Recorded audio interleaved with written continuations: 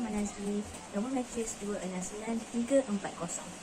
Hari ini saya ingin membentangkan tentang pengenalan komunikasi perundingan antara budaya. Jadi, seperti yang tahu, terdapat pelbagai definisi komunikasi.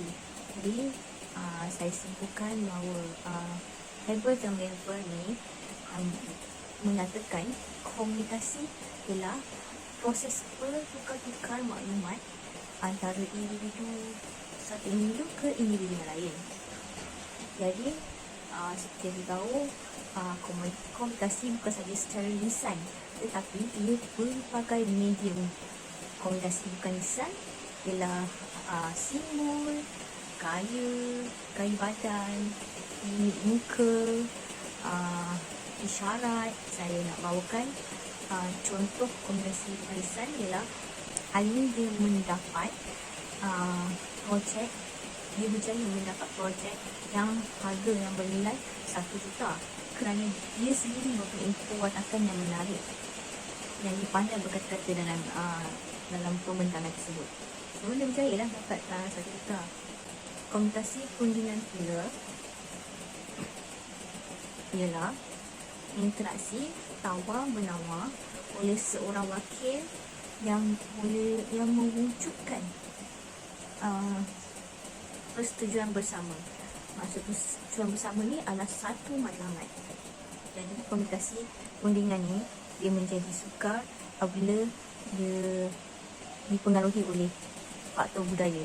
Budaya itu sendiri, kalau ikut definisi Kamus Dewan Bahasa dan Pustaka edisi keempat, budaya ini sendiri mempunyai maksud kemajuan untuk manusia itu berfikir ataupun gaya hidup satu masyarakat yang menjadi kebiasaan. Okay, contohnya pemakaian hanbok di Korea ada satu program khas. Contoh bagi khas diorang sambutan hari lahir, pernikahan, itu adalah satu budaya. Kebanyakan perunding ini mempunyai masalah dan cabaran. Jadi, cabaran yang dihadapi ini kita boleh tahu antaranya adalah bagaimana untuk berunding tentang perjanjian yang berasaskan faedah kualiti tinggi. Kita nak kualiti bukan? Jadi, perunding ini jadi cabaran itu sendiri. Apabila intra-budaya ini, dia meninggalkan nilai. Kalau antara perunding antara budaya ini, dia mempunyai lebih banyak nilai. Jadi kita nak lebih banyak nilai daripada meninggalkan nilai. Jadi dengan cara mengambil tahulah tentang bagaimana tentang kepentingan dan keutamaan rakan sejawat dengan menukarkan dengan kepentingan diri sendiri. 4 cara bagi mendapat keberkesanan bimbingan tersebut, iaitu yang pertama adalah mempelajari tentang aspek persekitaran budaya rakan sejawat.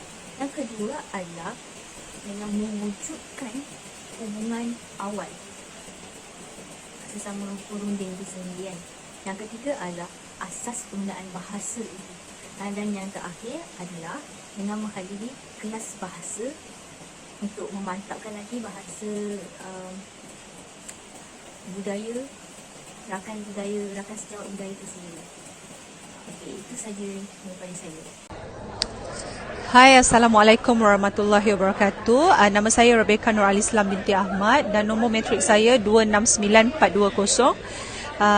Adanya saya di sini akan menerangkan mengenai tugasan kumpulan, iaitu di soalan nombor 1. Okey. Menurut Hickson, pada tahun 1998, budaya adalah keperluan dan nilai yang akan menentukan gelagat yang baik ataupun tidak. Ini bermakna dalam konteks perundingan, budaya memainkan peranan yang amat penting. Okey, sama ada dalam perundingan individu ataupun kumpulan. Bagi menjawab soalan ini, Apabila kita dilantik sebagai salah seorang ahli dalam kumpulan perundingan yang bakal mewakili Malaysia, kita harus peka terhadap aspek persekitaran budaya mereka, serta kita juga harus bersedia dari segi fizikal dan juga mental kita sendiri. Okey. Pewujudan masyarakat madani di mana propaganda negatif terhadap negara kita dapat ditepis apabila kita membuat beberapa tindakan awal apabila kita dilantik sebagai wakil Malaysia. Salah satunya ialah kita perlu melayari laman sesawang dan mempelajari setiap budaya yang ada dari dalam negara dan juga luar negara. Okay, ini boleh ditambah lagi apabila kita boleh melihat dan membaca pengalaman orang mengenai komunikasi di negara tersebut. Melalui cara ini, secara tidak langsung kita dapat memperbaiki dan mempersiapkan diri bagi meningkatkan kemahiran komunikasi antara budaya yang berbeza-beza. Selain daripada itu, kita haruslah bersikap fleksibel terhadap persekitaran yang sentiasa berubah. Maksudnya di sini kita haruslah menyesuaikan diri dengan keadaan sekeliling di tempat yang baru. Ini bermakna cara kita berkomunikasi sama ada lisan ataupun bukan lisan juga memainkan peranan yang amat penting. Dari segi komunikasi, bukan lisan, bahasa badan yang mungkin dilihat sebagai menghina dalam sesuatu budaya mungkin boleh menjadi sesuatu yang menarik dan boleh diterima dalam budaya yang lain. Dialek atau perkataan-perkataan juga memberikan maksud yang berbeza-beza dalam budaya yang berbeza. Justru bagi mengelakkan salah faham atau kekeliruan, makanya kita sendiri haruslah bersedia menyesuaikan diri pada persekitaran tersebut. Okey, supaya pihak-pihak yang ada pada persekitaran tersebut tidak rasa terhina ataupun marah ataupun malu. Kita runding itu tidak persis kata peribahasa, masuk kandang kambing mengembek, masuk kandang kerbau kita menguak. Pada waktu yang sama, sebagai salah seorang wakil daripada Malaysia dan tentu sekali berasal daripada benua Asia, kita sendiri mempunyai sikap ataupun adab yang tinggi yang telah dipupuk dari kecil lagi. Sikap hormat menghormati adalah hormat menghormati antara satu sama lain adalah amat penting. Daripada kecil kita sepatutnya pupuk sikap hormat menghormati. Hal ini disebabkan melalui sikap hormat menghormati dan toleransi antara satu sama lain akan memudahkan komunikasi kita lagi. Okey, seperti perundingan berlaku antara delegasi perwakilan yang lain dan secara tidak langsung sikap ini boleh diaplikasikan dalam komunikasi budaya yang berbeza dan mencapai persetujuan yang dikehendaki. Itulah dia. So, sekian daripada saya, Rebecca Nur Alislam binti Ahmad, matrik nombor 269420. Assalamualaikum warahmatullahi wabarakatuh. Assalamualaikum warahmatullahi wabarakatuh. Nama saya Siti Nofarahin binti Abdul Hamid. Nombor matrik 269285. Tindakan yang seterusnya adalah dengan mewujudkan hubungan awal. Hubungan awal yang dimaksudkan adalah menjalinkan hubungan ataupun komunikasi secara rasmi ataupun tidak dengan negara luar yang terlibat sebelum berlakunya urusan sebenar bagi memudahkan atau membantu dalam proses rundingan yang sebenar nanti. Di antara sebab kenapa rundingan awal ini boleh dikatakan penting, ianya adalah kerana yang pertama, ianya akan dapat memberikan persepsi yang positif terhadap negara yang terlibat sama. Oleh itu, adalah penting sekiranya dapat menunjukkan sikap yang baik semasa mewujudkan hubungan awal ini. Sebab yang kedua kenapa hubungan awal ini boleh juga dikatakan penting adalah kerana ianya akan membuatkan pihak luar menjadi lebih terbuka dan lebih selesa dengan cara layanan atau budaya yang ada pada diri masyarakat kita. Sebagai contoh, budaya yang berbeza dapat dilihat secara terus menerusi cara pemakaian, pertuturan serta pemakanan ini akan dipandang serius dan tidak dijadikan gurauan berlebihan. akan turut membantu juga dalam memudahkan urusan di antara beberapa negara yang berbeza. Oleh itu, banyak cara atau kaedah yang boleh digunakan bagi mewujudkan hubungan awal. Di antara contoh yang boleh digunakan adalah dengan menggunakan teknologi yang semakin maju pada masa kini. Kita boleh menggunakan kaedah berkomunikasi secara online seperti video call, bertelefon, membalas email ataupun dengan menggunakan media sosial. Sejajar dengan perkembangan teknologi masa kini, setiap individu perlu juga untuk mengikuti agar tidak ketinggalan, malahan akan dapat membantu dalam urusan perniagaan. Sekian, terima kasih. Assalamualaikum warahmatullahi wabarakatuh. Nama saya Nahlul Maya binti Wa'dan, nombor matrik 269179. Okey, di sini saya akan meneruskan dengan asas penggunaan bahasa. Okey, bahasa biasanya dikaitkan dengan kepelbagian politik dan perundingan. Begitu juga ia boleh dikaitkan dengan budaya, ekonomi antarabangsa dan juga lain-lain yang seiring dengan globalisasi. Keupayaan perunding juga dalam menggunakan bahasa yang mudah serta dipahami oleh semua pihak akan menarik minat dan secara tidak langsung sesuatu kata sepakat itu akan dapat dicapai. Bahasa yang digunakan harus mempunyai kesopanan dan nilai-nilai yang baik agar pihak yang mengikuti perundingan tersebut berpuas hati sama ada ia dilakukan secara rasmi maupun tidak rasmi. Ia juga merupakan satu proses ke arah pembujukan untuk mendapatkan kepercayaan sesuatu pihak. Ciri-ciri penggunaan bahasa. Ciri-ciri bahasa yang boleh dipakai di dalam perundingan merangkumi beberapa faktor seperti simbolik, bergabungan dan juga subjektif. Simbolik boleh dikaitkan dengan perkataan yang menggunakan simbol tanpa mempunyai maksud yang tertentu. Berlainan pula dengan subjektif. Subjektif yang membawa maksud, perkataan tersebut masih boleh dibahaskan oleh perunding untuk memastikan sesuatu rundingan itu berjaya. Nota dulu Kak. Ya. Okay, rule government pula merujuk kepada perundingan menggunakan simbol, iaitu simbol yang dapat memberi sesuatu kesan di mana setiap orang yang berada di dalam perundingan tersebut bersetuju dengan idea ataupun arahan yang diberikan.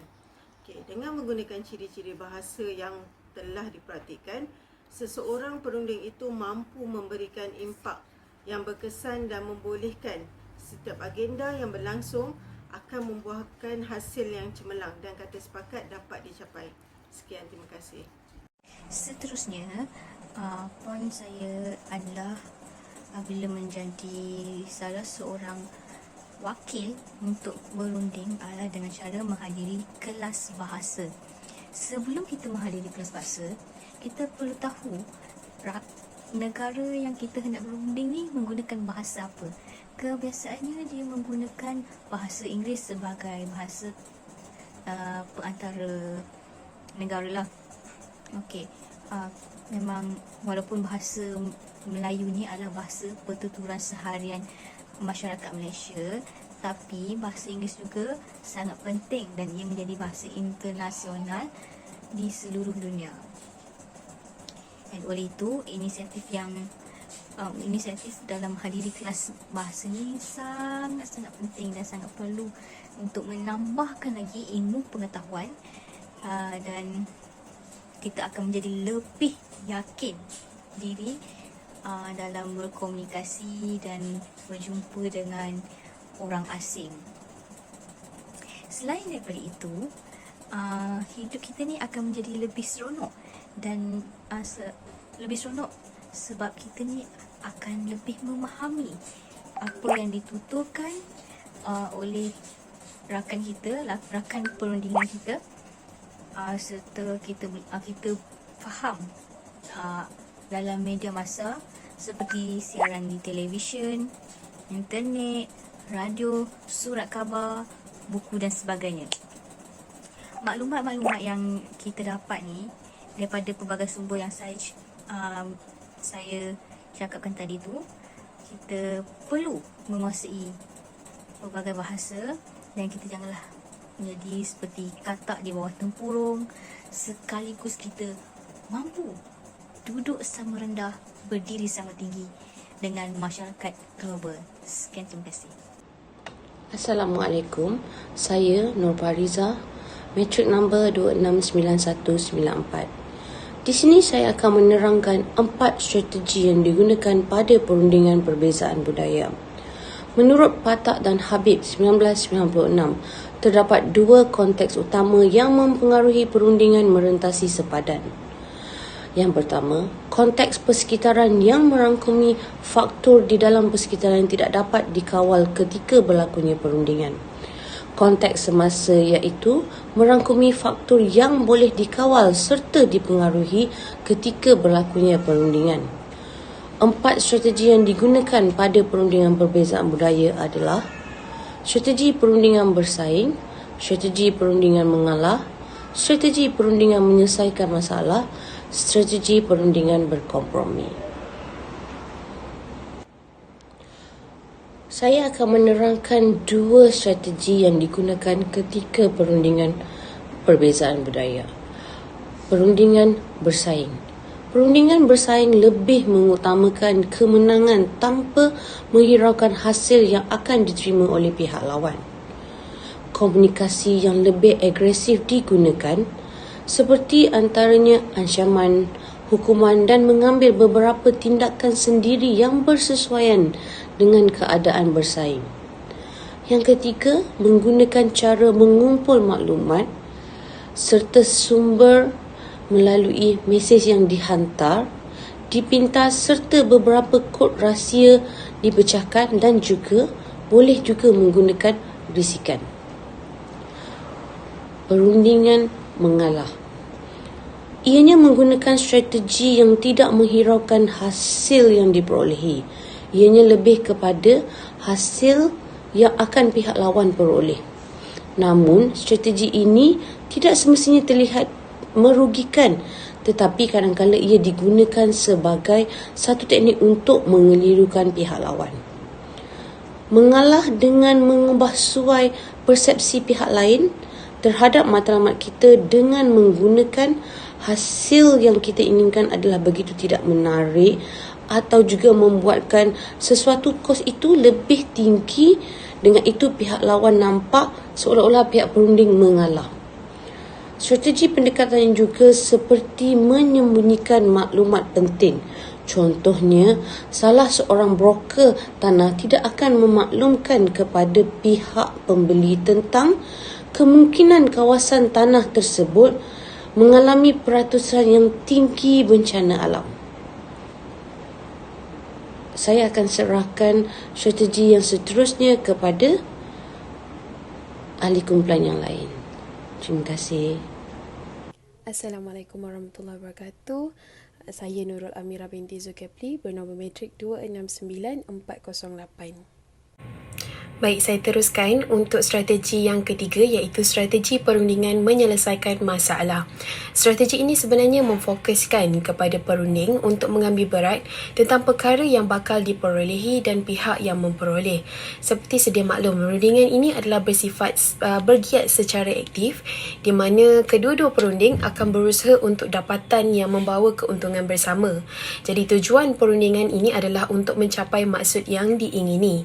Jadi berdasarkan seperti situasi pada petikan, kita dapat dilihat bahawa perunding antara budaya memerlukan beberapa pendekatan yang akan memberi fokus kepada interaksi dan komunikasi.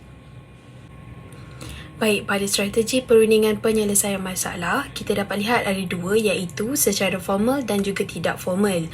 Bagi secara formal, pertemuan adalah secara bersemuka yang akan membuahkan hasil mengikut agenda dan transkrip formal yang telah dipersetujui. Manakala tidak formal pula adalah melalui jalinan kerjasama yang boleh meningkatkan kecekapan komunitif. Baik, untuk strategi yang terakhir iaitu strategi perundingan berkompromi, iaitu merupakan perundingan yang akan menyebelahi untuk kedua-dua belah pihak. Namun, sekiranya perundingan dalam sesebuah perundingan tersebut mengambil pendekatan untuk berkompromi. Jadi situasi tersebut akan menggambarkan perunding tersebut tidak lagi berminat terhadap penyelesaian rundingan. Jadi situasi ini akan berubah apabila perunding lebih cenderung untuk mendapatkan hasil yang nyata dalam sesebuah rundingan dan memilih untuk berkompromi.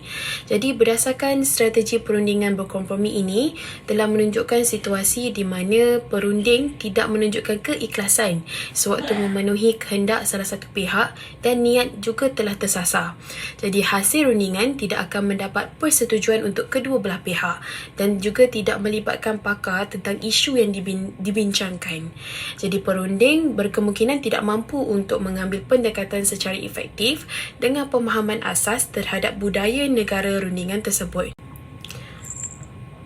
Baiklah, sebagai kesimpulan, perunding yang berbentuk kolektivis akan mencapai kata sepakat dan persetujuan yang ke arah integratif dengan menggunakan beberapa kriteria seperti pengetahuan, senioriti, pengalaman dan status akan dapat mempengaruhi hasil rundingan. Sekian, terima kasih.